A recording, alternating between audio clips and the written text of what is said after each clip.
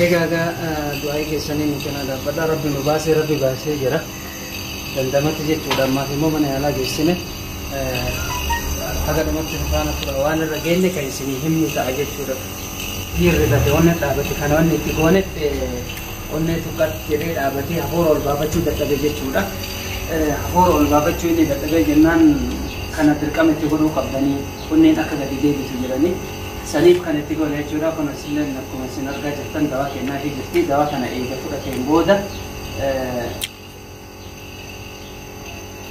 waan inni irra gahe kan isinii himnu ta'a jechuudha gadumatti nu faana tura kun kennuu fi jirti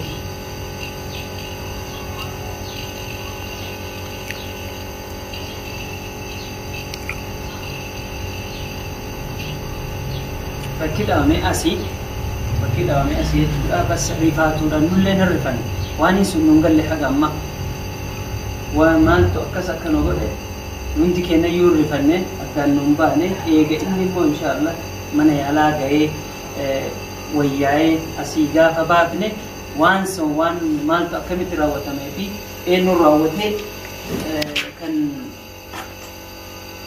raawwatee kan waliinuu laallu ta'a jechuudha.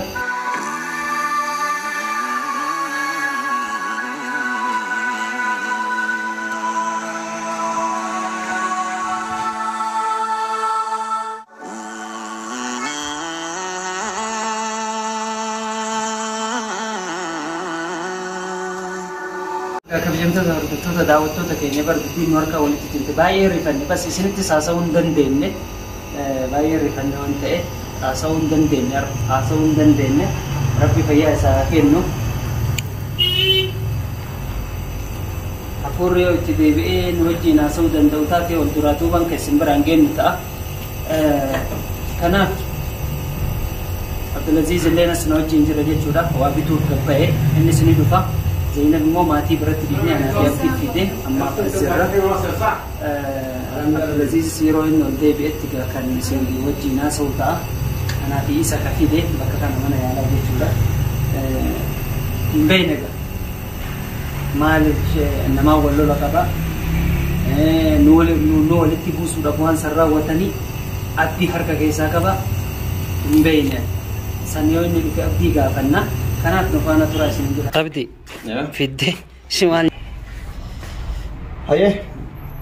kabajamtoota fi hordoftoota keenya akkuma beekamu ibsaa jechuun rukutamee jira eenyu akka rukutee addaan hin beekne garuu immoo namoonni hedduun fakkeenyaaf yaama nuti shakkii hedduu wal keessa seenne beekta shakkiin kun immoo eenyu harka keessaa qaba akkamitti dhahamee maaliif dhahamee kan ammoo eenyutu beekuu hin dandeenye jechuudha ani amma dhugaa rabbi dubbachuuf guyyaa sanii hedduu tokko yaada keessa jira jechuudha namoonni fakkeenyaaf maamillee gara barbaadetti waa dubbachuu danda'a maaliif ilmi anillee maamee shakkee innillee hin shakkee garuu immoo namoonni biraa akkuma beekamu ni jira.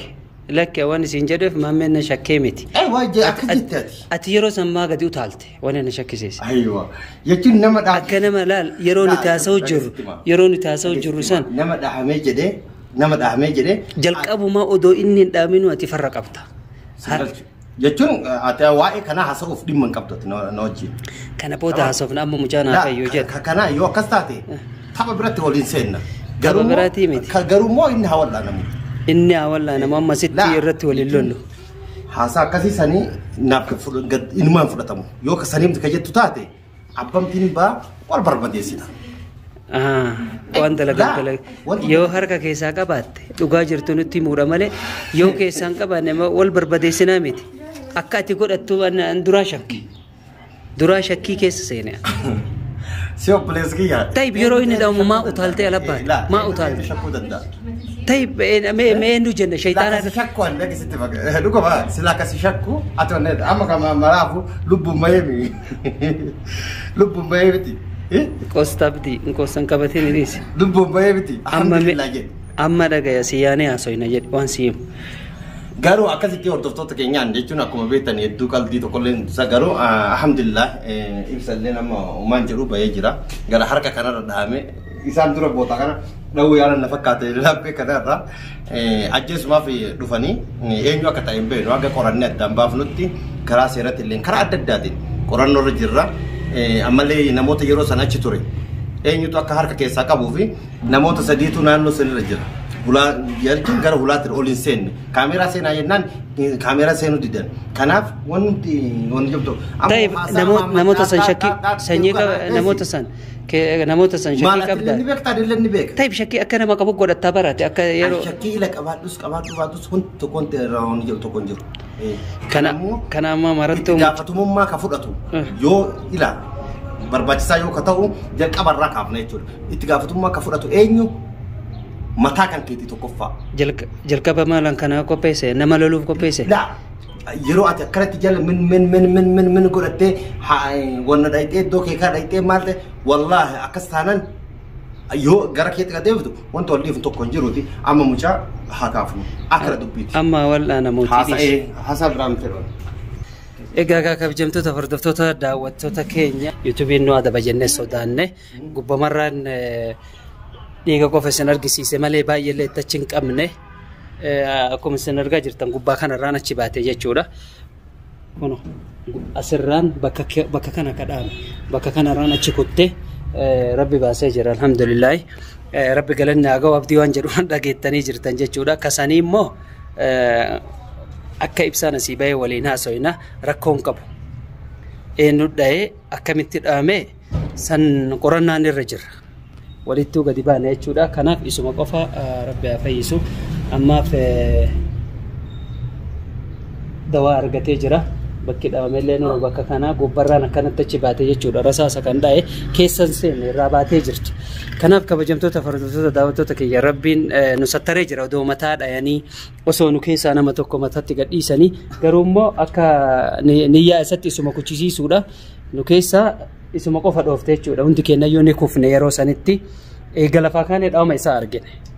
Rabbi baasee jira odoo ajjeesanii iyyuu waan goonu hin qabnu jechuudha. Kanaaf kan abdii mataa keetirraa gadi hin bu'uu sirraa gadi hin bu'u ka jedhu anarraa gadi bu'uu dhabuu fi narratti wannoo jedha waliinuu kan laallu ta'a. Qorannaan keenya ittuma jira jechuudha. Kan wal dhiifnu hin taane jechuudha. Kanatti yeroo yooma inni foolatuu shakke'anii ol bahee gabbahee yeroo mucaan kufuyyuu fiigee bahe rakkoo baheef ati wanni ati fiidee ana wanni na shakkisiise wayita utaaltee alatti baate. Ati barakasi qopheessee jetta akkatti kana Zainab wajjin deemtee keeka qopheessite ani ka wanni qophiin nu qopheessine ambar qopheessine surprise goona fi malee haa inni dhaawamuuf yoo diinummaan qabnu diinummaan qabnu yoo diinummaa ati qabaatte yoo ati diinummaa qabaatte malee ani diinummaa isaan qabu jedhu argita gaa wallaa akka isaanitti yaada isaanitti sammuu dha'uudhaaf bakka kana dha'uudhaaf yaadanii asitti alaamatan jechuudha qalbiidhaan agarsiisudha. Kanaaf inni haa ciisu doktorri haa ciisu jedhee jira jechuudha.